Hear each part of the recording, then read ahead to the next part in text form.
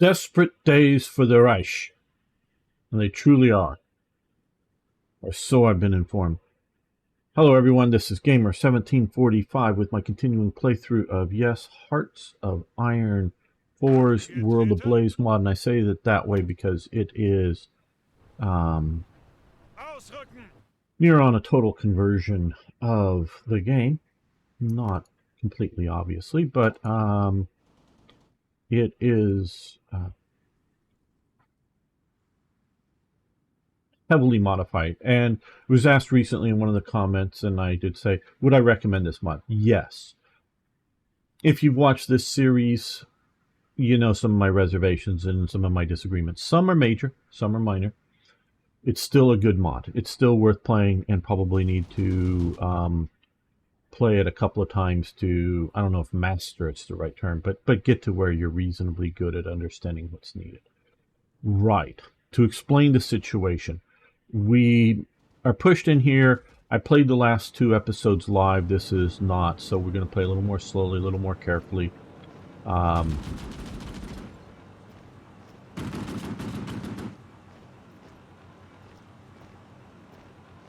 give it a little bit of time there. Here, let's move those 2 divisions that way. So we're going to do that. Now, right now we're having production troubles. That steel there is a major problem. But looking at the, and I know some people have played ahead, but looking at the resource map, we have lots of steel refineries and iron, because it is both an iron and a steel problem we're having. Now, part of what we're also having here is that even though we can't get our iron from Sweden, they're taking ours. Don't know how that quite works. Now, Slovakia and Bohemia, well, they're sort of fueling our resources, so that's not so terrible, but that's part of the problem. But not maybe as much as I was thinking here. But we're going to get more. We're going to reactivate once we get more iron in. We're going to reactivate more steel mills. The other thing I've been informed, and I've known it to be a problem, though, I was informed at one point that by the time we're getting ready for Barbarossa, we should have 500 factories. So I've been focusing on a military factory. So I've been focusing there. But we're doing more synthetic refineries to help with fuel. So we should maybe see about, let's also do this. We'll do 2 factories. We'll get some more oil coming in from the Soviet Union. But the oil, or the rubber, is something of an issue as well. So now we are getting reinforcements coming in the front, including 2 more Panzer divisions, 6 more infantry divisions, and 6 of these sort of garrison type units that will be able to swap out a few of these other units in our rear here. So now let's actually go slow here. And we're getting a little more organized. We are pushing on a few fronts to make sure that we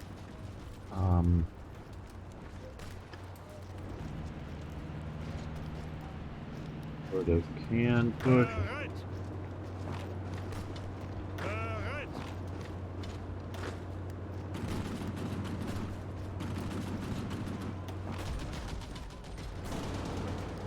Do that. See if you can support there.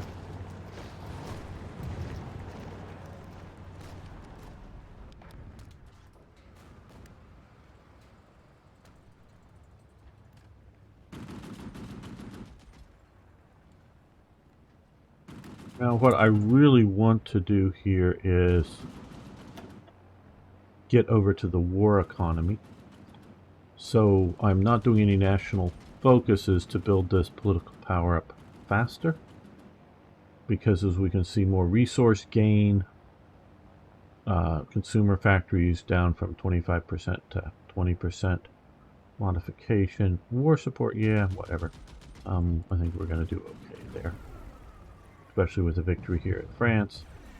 But greater factory output and other good things here. So we want to get to that as well.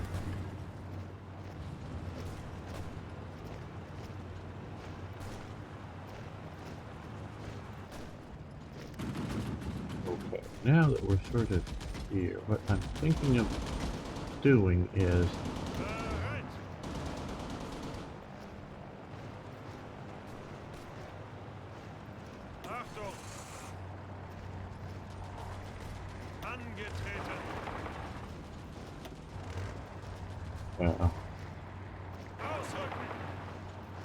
let's just push it there like that. Well, and with you, we're going to push it there. That's not meant to succeed. That's meant to delay any reinforcement.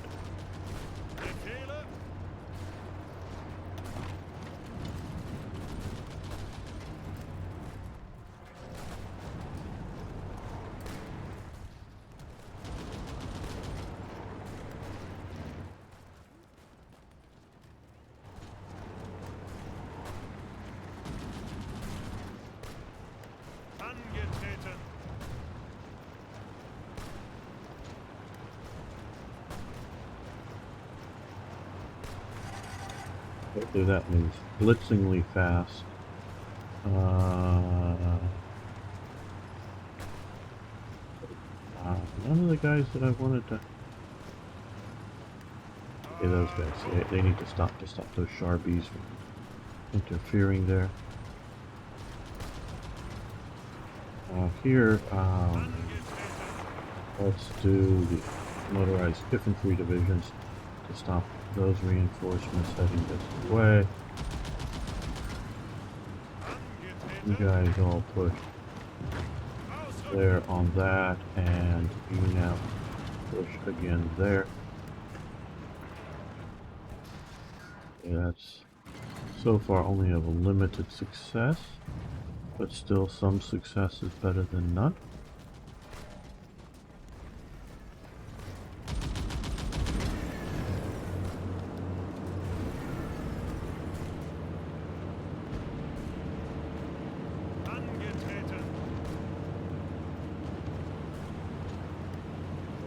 Well, you push there, see if we can overrun them.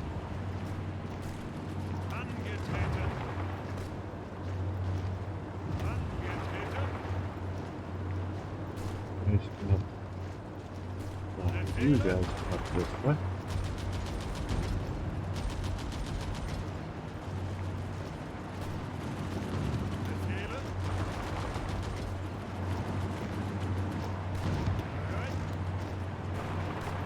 Let's take that French division out. Oh damn. Looks like he escaped somehow. Oh, he's just right there. Okay, well, you guys push down that way.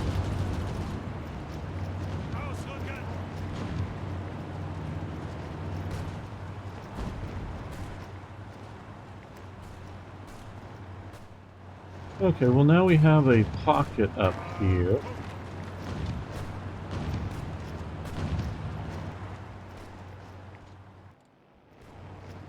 That failed, as we can clearly see. Right, okay, well. You go to Amsterdam.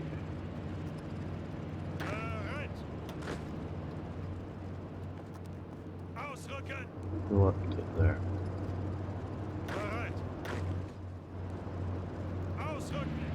Rotterdam, there should have probably been somebody in Rotterdam. Oh well.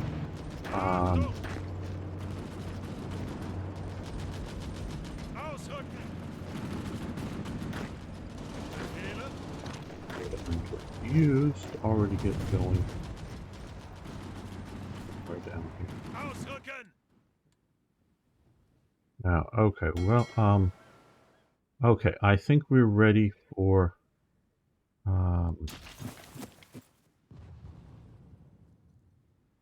finished belts. Oh, we need here? Okay, well, I guess they are going through here.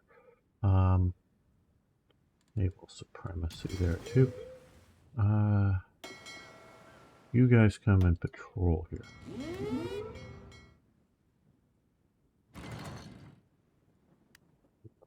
Supremacy there yet. Well, you guys come and patrol here.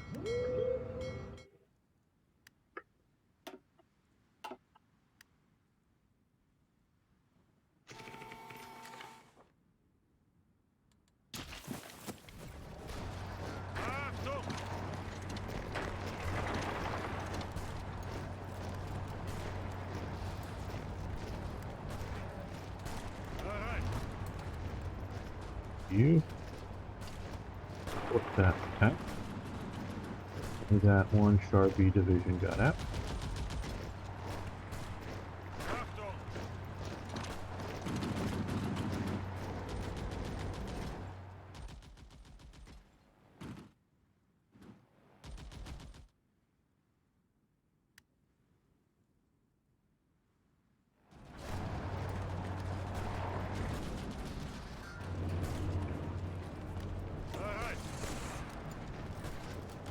No, you just come back. You don't need to be bothered by that. I don't think.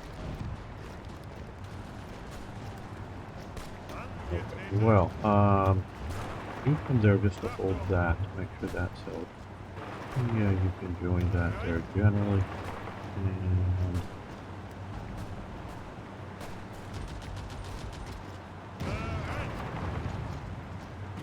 these guys.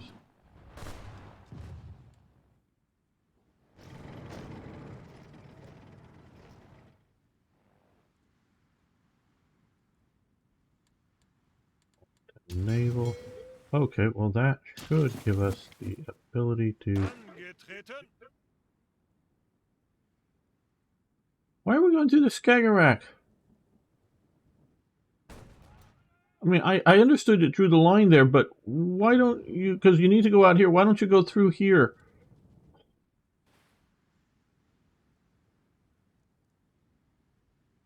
I wonder if I were to do this... Oh, my effing God. I know this has nothing really to do with... Okay, well, let's... Okay, Skagerrak, we're... Access levels. I just don't really want to bring out my... Okay, no, I forget effing how to do this.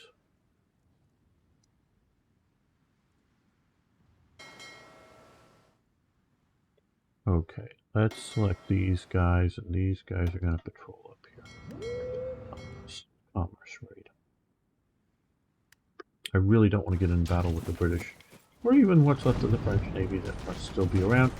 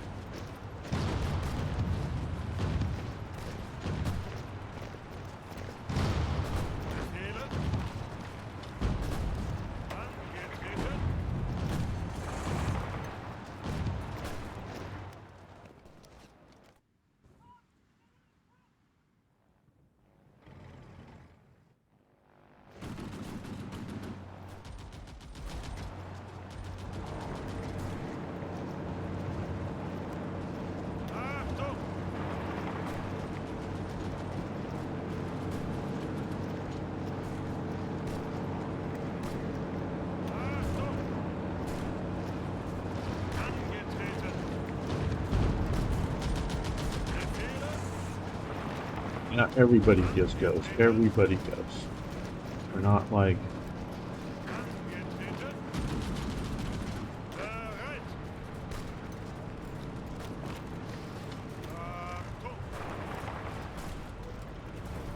around here. Okay.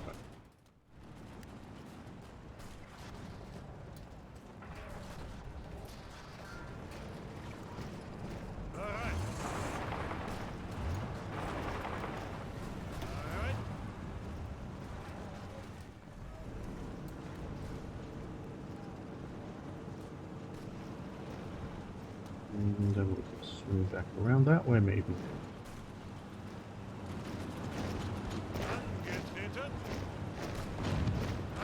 I said everybody goes. This wasn't an option. All the divisions attack.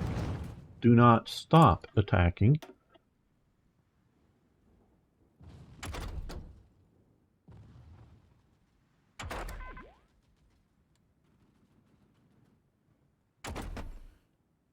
Models of aircraft to see about doing it.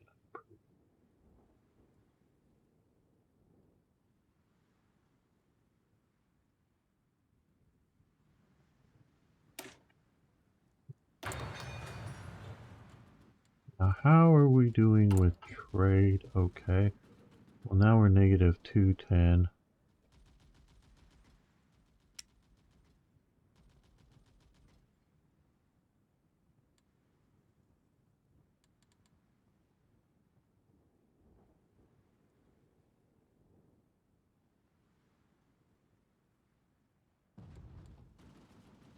Let's look at decisions here.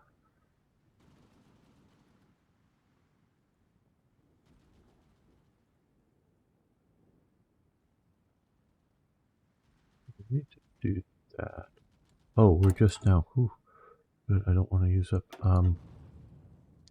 war economy.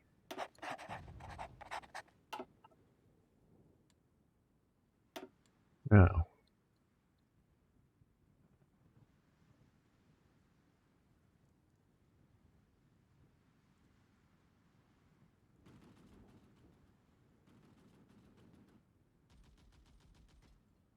we need to have Himmler active. Wilhelm Frick. Okay, Himmler we can get active. Yeah, that'll take time to get that. Political power gain, war support, ideological drift defense here. Political power gain equal non-core manpower, foreign subversive efficiency. Yeah, it's damage to garrisons minus daily fascism support. Okay. I do want to remind everybody, National Socialism and Fascism are two different ideologies.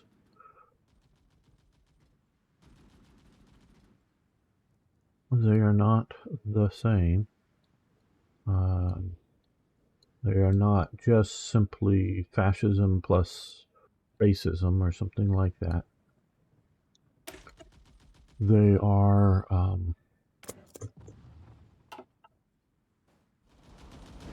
different in many ways. Okay, now let's see. Angetreten.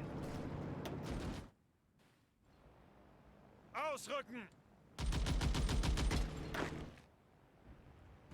They're using those Ausrücken. reinforcements of something of garrison type nature as a replacement, not a additive force here. Okay, so move you down. Ausrücken. Okay, well. Now, I know my army is in chaos as in organization levels, but whatever. Ausrücken.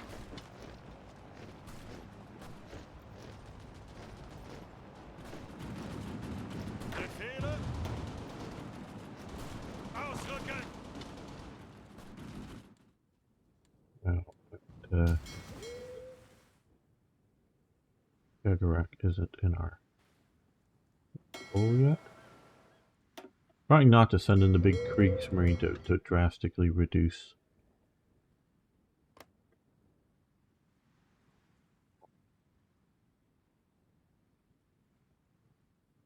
Where are we? Zero. Okay. We have other. I think that's just going to kick off.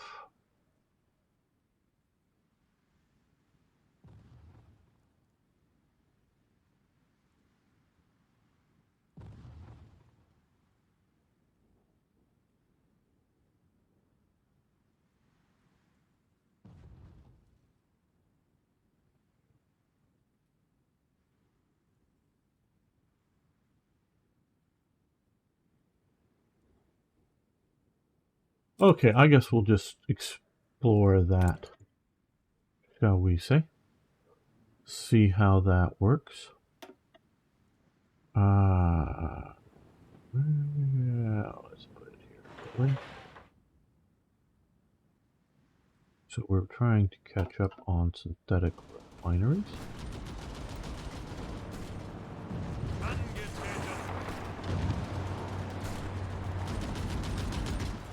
Let's send our mobile forces this way. But so far we're having a good effect with them. And we'll leave the infantry forces where they are.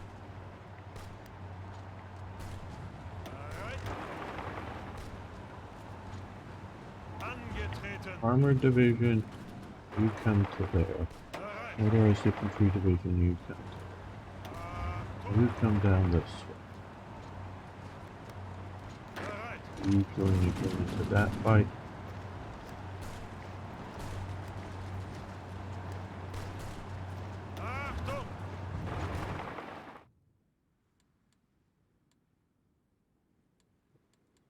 In here.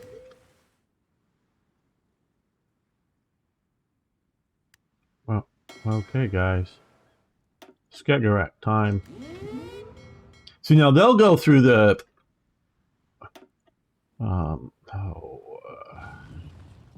Kiel Canal, but the invasion force won't. Oh no, no, no! It needs to.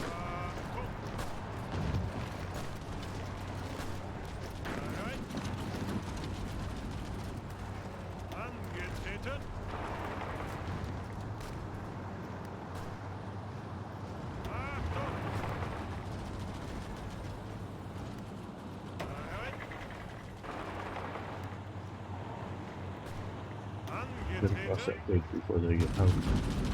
Okay, well, that's spoiling. Counterattack the spoiling attack. You join that attack. You join that attack. You three go that way.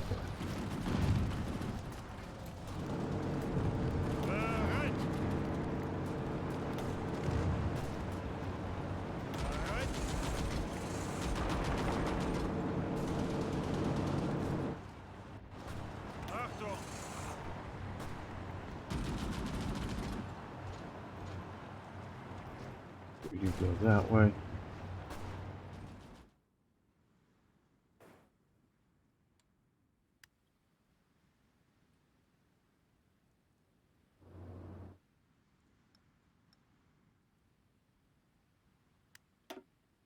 Okay, let's see here. How are we doing here?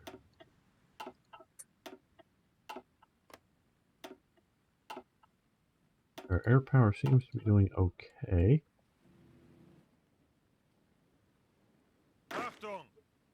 Okay, where's Dietel? There's Dietel. Another division for you, not part of the invasion force, but will be sent over once we have a good landing zone. Alright. Motorized division comes this way. Other divisions come this way.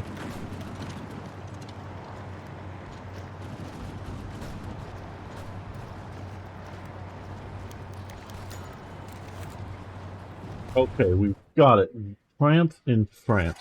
Our victory in... Oh, pause. I want to talk here for a moment. Our victory in France is nearly complete. The French government has asked for an armistice, and our diplomats have prepared terms which they have agreed to. They will retain control of southern France while we are free to occupy the rest. Right. Now, early on, let's say prior to America's entry into the war, for sure, and really up until the torch landings, which happened in 42, there is little or no resistance activity in the sabotage, in the guerrilla action type sense. Very, very little. Yeah, Britain is trying, British intelligence is operating everywhere, basically, at least foreign elements. And they're very much set up as a spy organization in the classical sense of trying to gather information. Churchill is setting up the SOE, Stately Ohms of England, or actually that's what the Americans called it. What is it? Oh boy. I know it just, Special Operations Executive, I believe is what it's called. Sorry. I read a lot about it, but boy, my mind at times. That is an intelligence organization, but it is also a rating organization. It is also a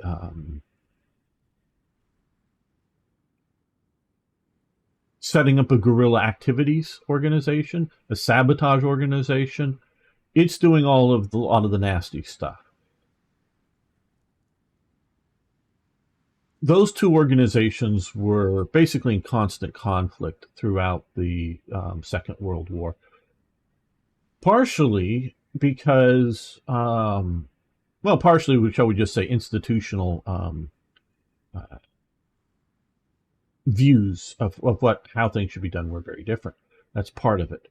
Another part is, say, British intelligence.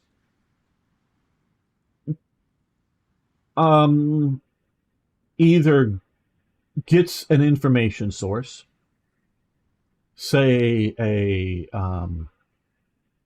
Vichy France military figure, and who's working with the continued Vichy France government, and is looking like to be a very big collaborator, but really what he's doing is shoveling as much information as he can to British intelligence, and then the SOE wants to go in and kill collaborators.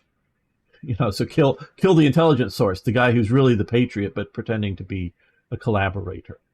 Just in public appearances, like not a wholehearted necessarily support of Germany, but of Vichy France, and we'll get to some of the stuff here in a minute. But in reality, trying to undermine it. And if you're trying to get burrow into the enemy organization, you have to publicly support it. So sometimes these are at conflicting goals. Sometimes it may just be, oh hey, there's the German whatever over here is commander is really sloppy, and he's talking on the telephone all the time, talking about all the plans that are going on, and there's some Frenchmen that work for British intelligence constantly writing down his conversations and sending that off to England, and then the SOE comes in and assassinates or whatever the German commander, and then the next guy who comes in is not so sloppy. And since they didn't exchange, because of the very natures of the organization and worrying about infiltration and need to know, they weren't exchanging that kind of intelligence. Now, Churchill would almost literally, I mean, not like as in shooting people, but institutionally, go to war with British intelligence to change British intelligence into what he wanted it to be. So, and by that meaning, you got a lot of talented people. Some would have to be fired because they're just not going to change viewpoints. Others, you gotta, turn them around, and you got to put in people that are going to rub other people the wrong way. It's going to disrupt British intelligence heavily. It's going to be a fight within organizations. So it's easier just to stand up a new organization. And that's, of course, what he does with the SOE. Now, so why Germany forms or allows, and why, and we'll see how all this works here.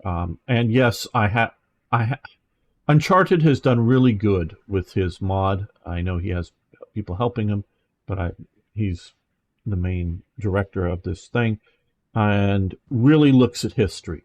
We just disagree sometimes, either on facts or in the importance of facts or how to interpret facts. We'll see how this goes. But really, in setting this up, it should be very heavy compliance, very heavy or low resistance early on. Now, in the early days, the SOE, and to a lesser extent, really it's mainly the SOE is setting up. They're helping the French and other, Belgian and Dutch and whatever, Norwegian, start setting up the infrastructure of resistance. That is going on. It's sort of like in this game with the spy networks. They're setting that up in 1940, 1941. The Germans are, early on in, and I don't remember a date, but at a major horse race kind of thing in Paris. One of the jockeys, there's a photo of him with a cross of Lorraine on the back of his, jockey outfit. Well, that, according to the thing, is very clearly a call to the populace that are watching the horse race that he's a free French guy, but the Germans hadn't quite yet triggered or clicked into the idea that the Cross of Lorraine was a symbol of resistance. So there was nobody being arrested, and this was a very public event. So there's this sort of, transition period that Germany is trying to root out resistance.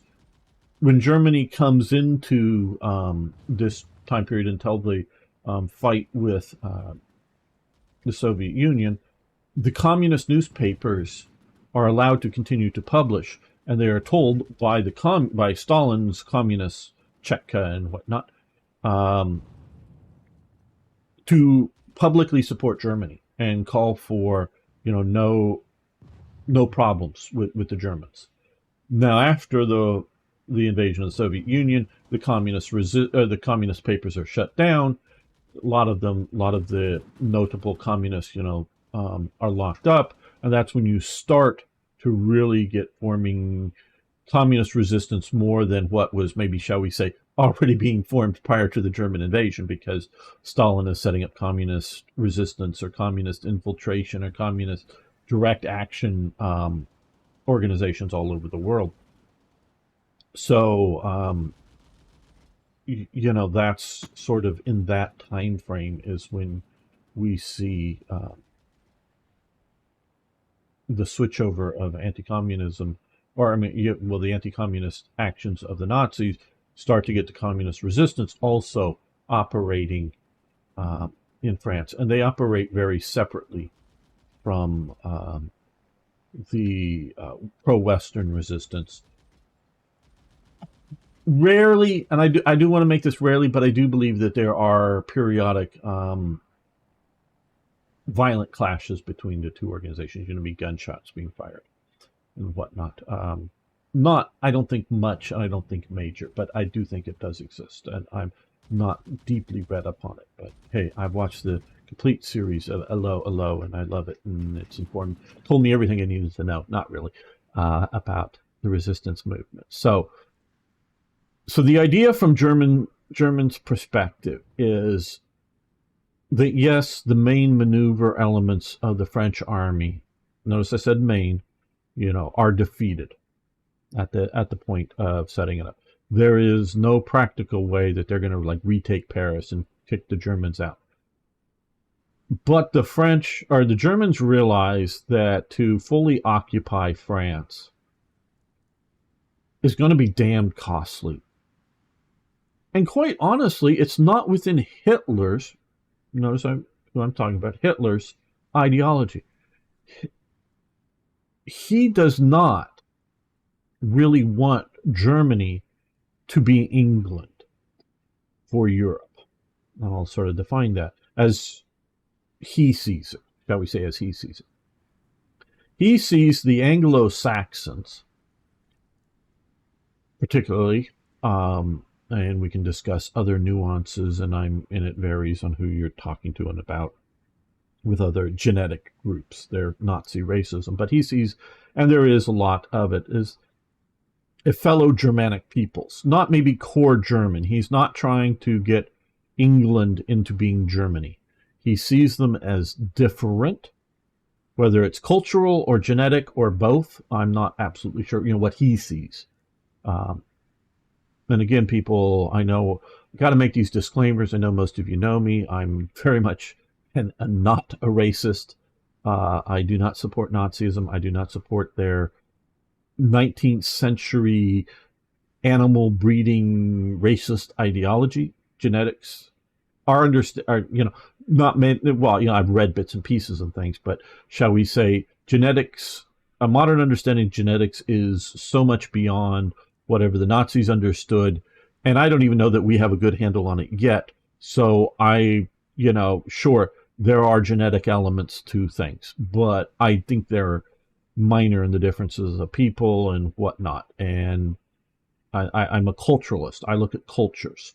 I personally study cultures and categorize things as cultural groups.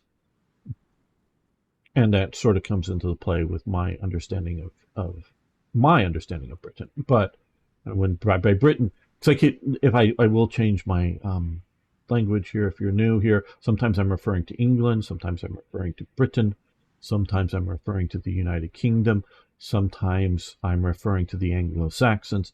Those are all different meaningful terms, not just for me interchangeable words that I'm jumping around with. So, because there's the English and there's the Scots and there's the Welsh.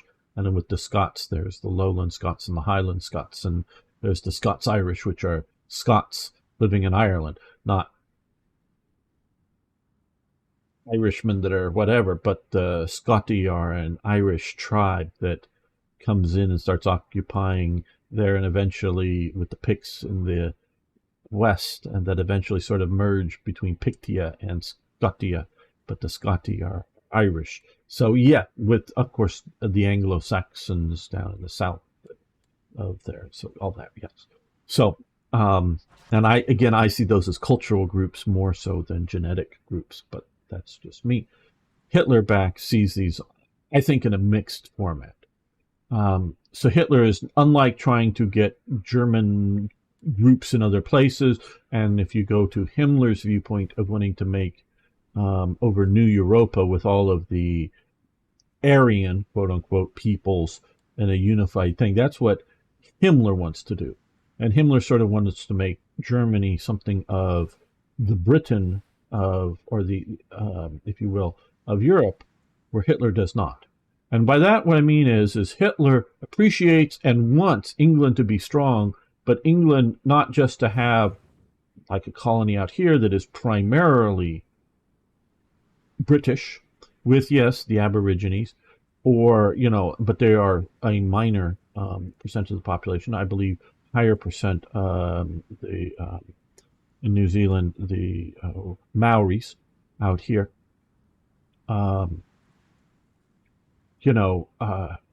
he, that are primarily, like I say, British, but he sees whether it's the British Raj or British Africa, he does not want to maybe let's, oh, sure, yeah, Mussolini can have his Mediterranean empire, but, the British gets to colonize and govern the wilds of the world, shall we say. He wants to see that. He likes that concept, but he does not want that for Germany. He wants to see a sort of pure German state. So borders can move. Germanic peoples that are enough, say like in Alsace-Lorraine, or which they never do obviously go into Switzerland, but the Swiss Germans or the Austrians or the Sudeten Germans or whoever, and if they're really small populations that are little islands, which there were left over from the Austro-Hungarian Empire, he sort of kind of wants to see them come back home. Hitler hates the Austro-Hungarian Empire. Hitler hates the Habsburgs, even though he is an Austrian, and that is why, living in Vienna with a multicultural society, he hates that. He viscerally hates that. He does not want to see Germany to become some overlord, detailed rulers of other peoples. He wants to cleanse them genetically as he sees them, and to get rid of foreign cultural influences on Germany. So Hitler wants to defeat France and the shame of losing in the First World War kind of thing. Absolutely wants to regain some territory and maybe move beyond to this. Should switch over to core Germany, and it does historically. Along with that, it goes over to core Germany. Not that many people in Luxembourg, but a great steel industry there. Goes over to core Germany. The rest is occupied territory, and he might even push it a little bit more. But basically, he's like, yeah, France, you can, hey, you just be good boys and girls. When all of this sort of war stuff is over, we'll withdraw. And I think he truly means that they will withdraw. Now, there may still be like there were after World War One, like whatever, there may still be inspectors to make sure that France isn't building up too big of an army. Make sure that, it's not becoming a danger again to Germany. And make sure, oh, well, hey, if you go communist, yeah, we'll reinvade you or something like that.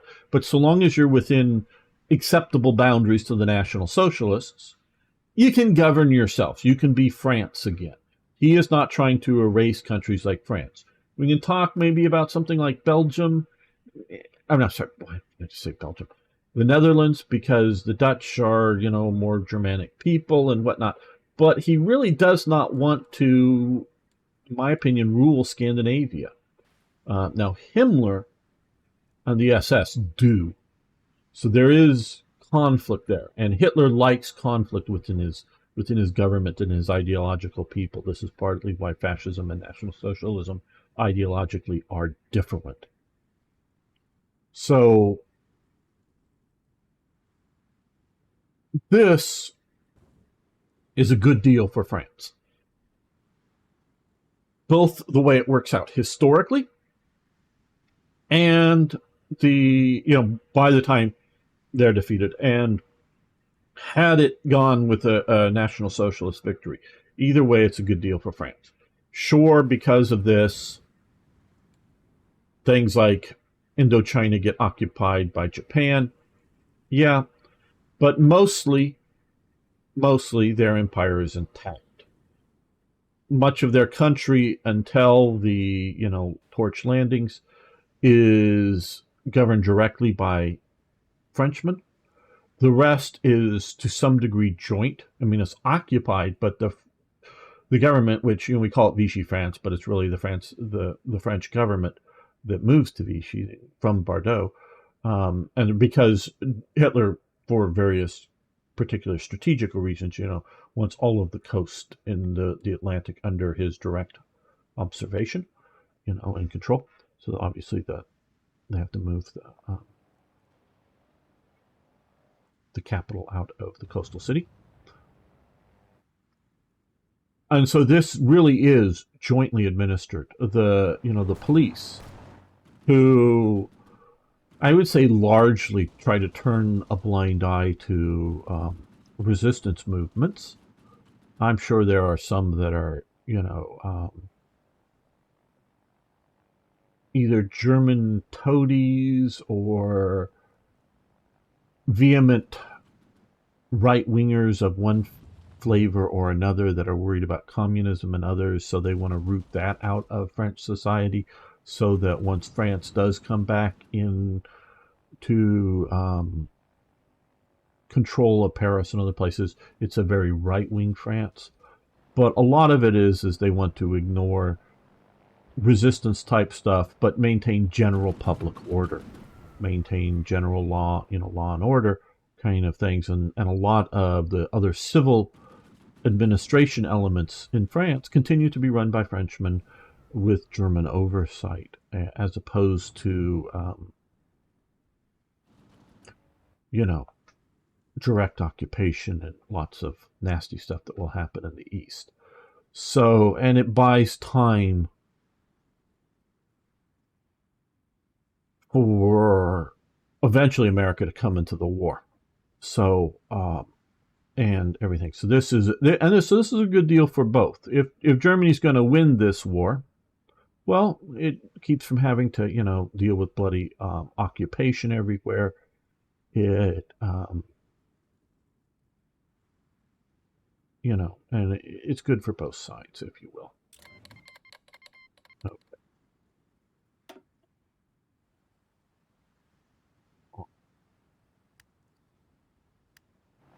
Okay, so now we have to occupy our territory, looks like, instead of just turning it over to us. Now, Totenkopf, which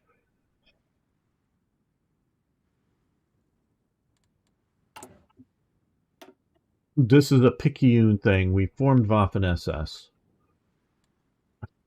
We don't have SS High Command.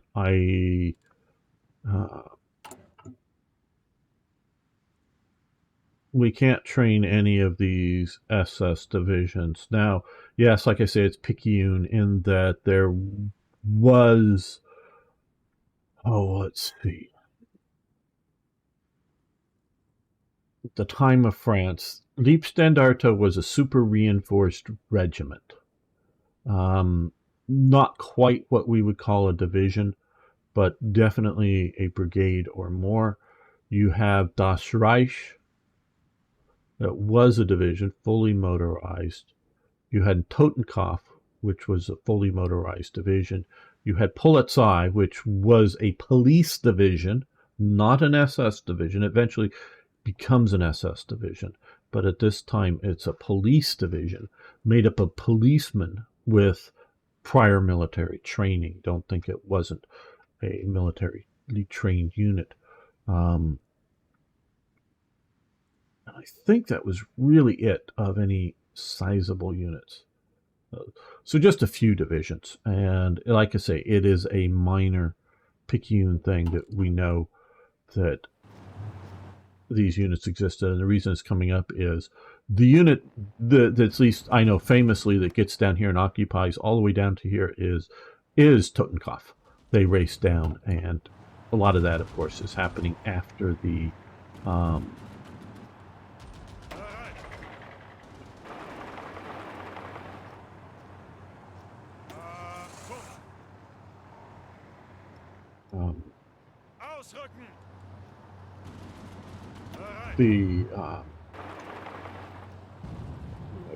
signing of the Vichy France situation, the new treaty there. Forget what it's called. Of course, it was signed in the Compiègne Forest, in the same location, in the same train cars as the one that the armistice, not the Versailles Treaty, but the armistice that ends the fighting of World War I. Let's go down the rail path here. And then, of course, Hitler has that particular rail car blown up so that because Hitler realized, knew the wheel turns, and he didn't want someday to have Angetreten.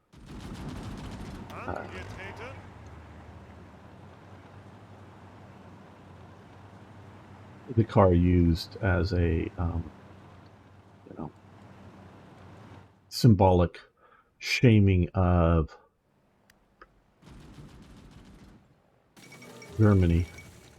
Yeah, see, armistice at Compiègne. I don't know if there's anything more than, maybe that's just all the name that it's given. Because I don't know if there's like a.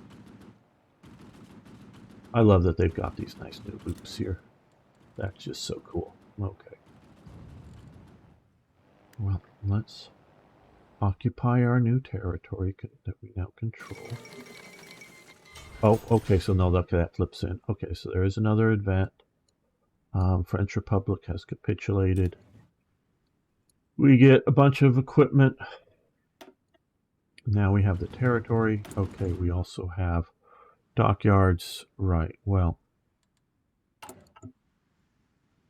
Now I think we should be able to do this. And we have a bunch of bauxite. So, and we need, well, we don't really need more aluminum, but maybe we'll get more aluminum so I can build more fighter aircraft. And it's always better to at least as far as I can tell, to activate core smelters before activating, occupied smelters. Dismantle the Maginot Line. We don't have the thing. What does that? Okay. It eases economic fatigue, gains resource efficiency. Okay. Yeah. That's probably what we want to do at some point.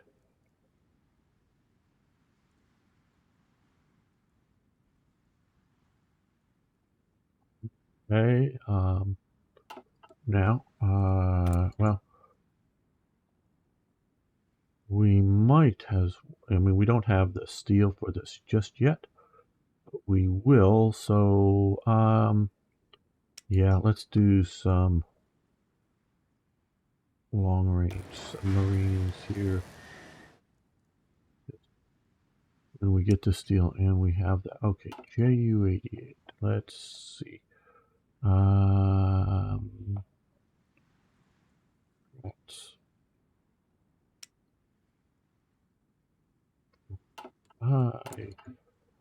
How are they categorizing it? It's.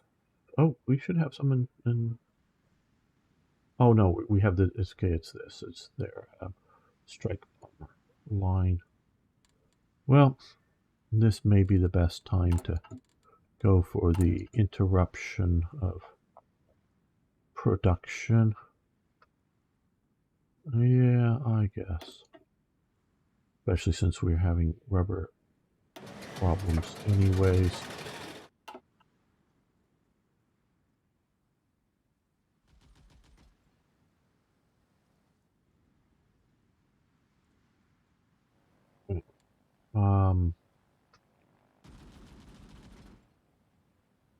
Achtung!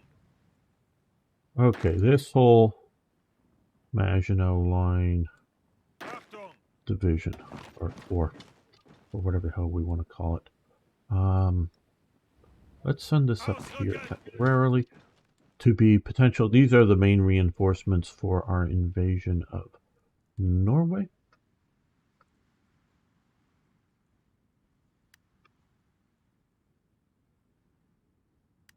Now, do we have, and we're bleeding oil or fuel. Okay,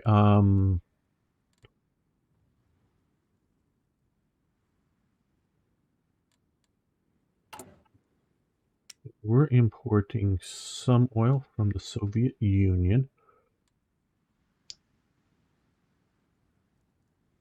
Daily gain base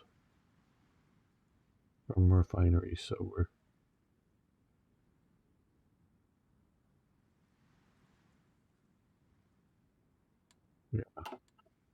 Well. Okay, now we're good to go, I think, to activate our invasion.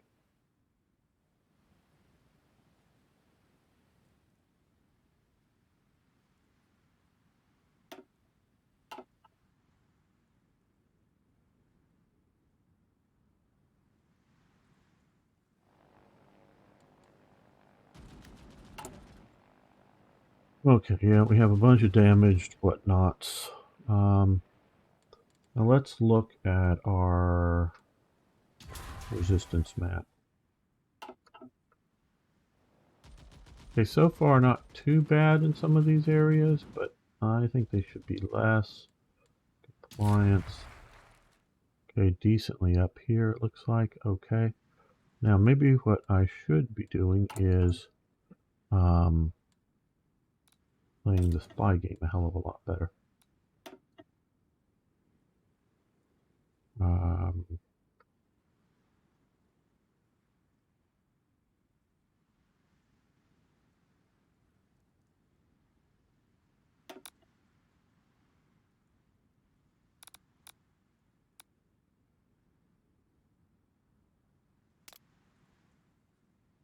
Him there. And you know, we no longer okay. Oh,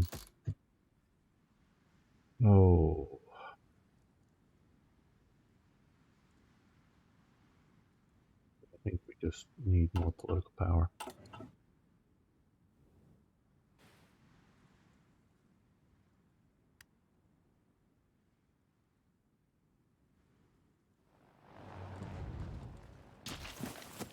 Now, Angetreten.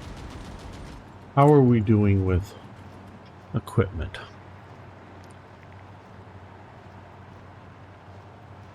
Anti-tank, we're down. A lot of this is just flowing in for losses that we have in 666. Okay, but that's going to go away. Infantry support tanks, we are down. We have a bunch of those. Now, if we were to come to here and add a medium tank,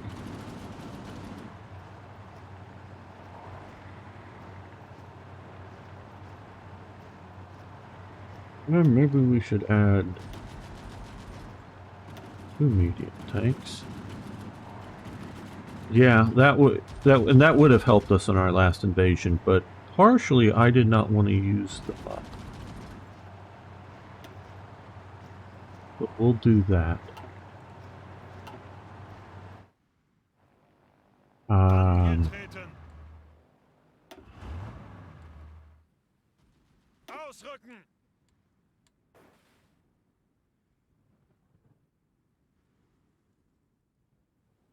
Ausrücken. I'm going to see about not because Rommel still hasn't gotten enough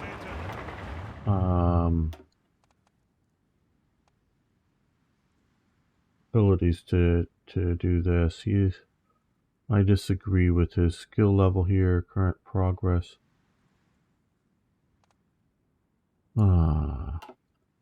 Whatever. Bereit.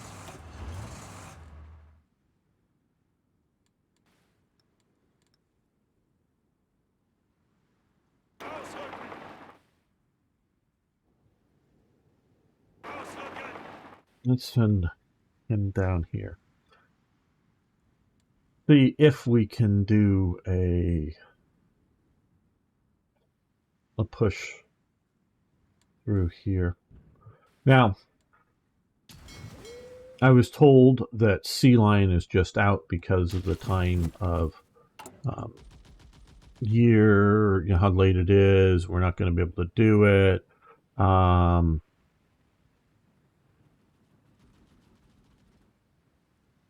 But I'm not entirely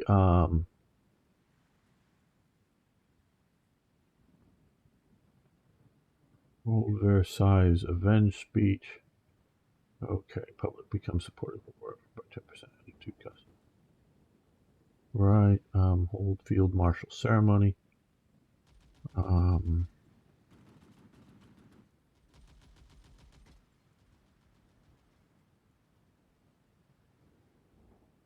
Good, those are neat events. I just...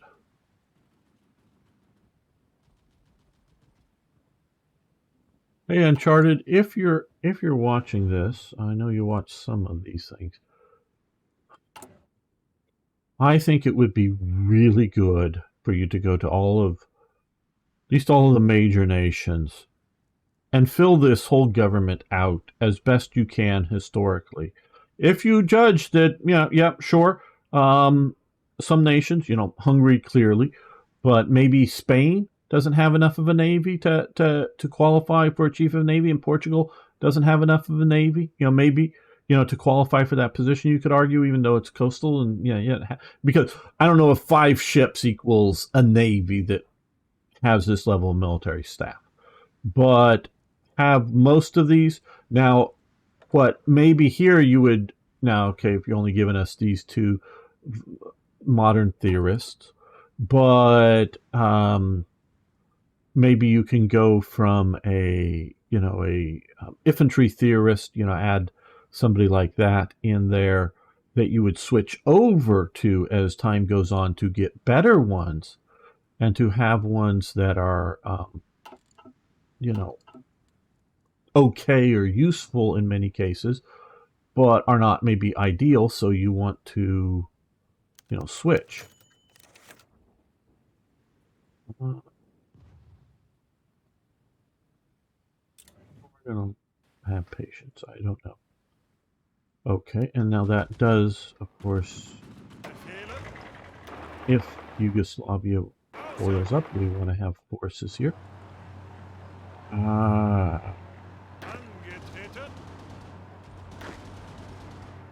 Where are your forces mostly? I don't want to move you.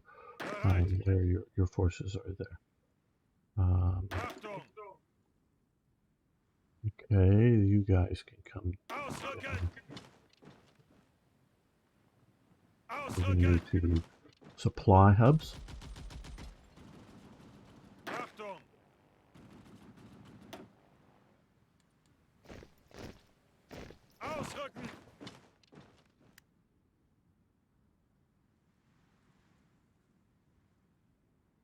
Well, I think we're going to end this episode here with the defeat of France and establishing Vichy France.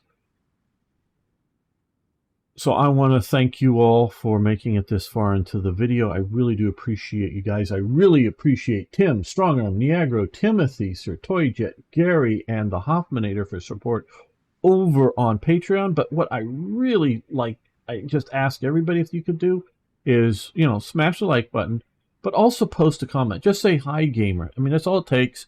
It feeds the algorithm. It really helps get these videos out. I